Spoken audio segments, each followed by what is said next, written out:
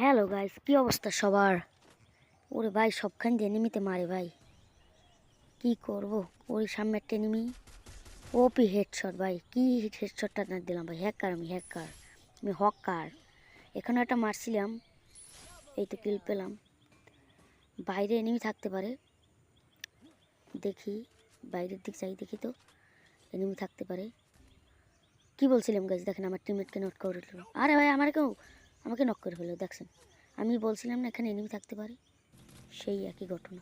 আমি আবার নেমে গেলাম P90 নিয়ে।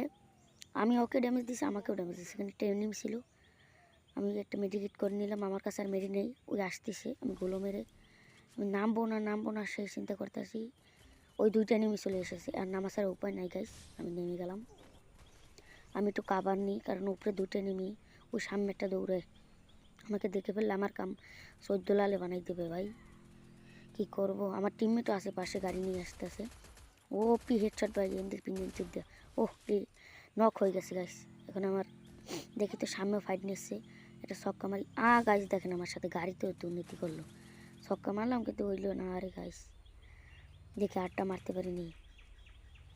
দেখি, ও গাইস 112 মার্কসটা। ও কিলটা পাইলাম না গাইস, এটা কোনো কথা? ছক্কা মারলাম, আটটা গাইস মারলাম ছক্কা, কিল কনফার্ম। ও টিম ওয়াই পান, বাহ! কি শটটা এনে দিলাম গাইস, ওপি শট। দেখি লুটপাতি করে একটা মেডি পেলাম। মেডিটা করি, আমার একটু লাইভ নেই, বেশি লাইভ। আমার একটা ছড় দিলি ঘুষ গয়া।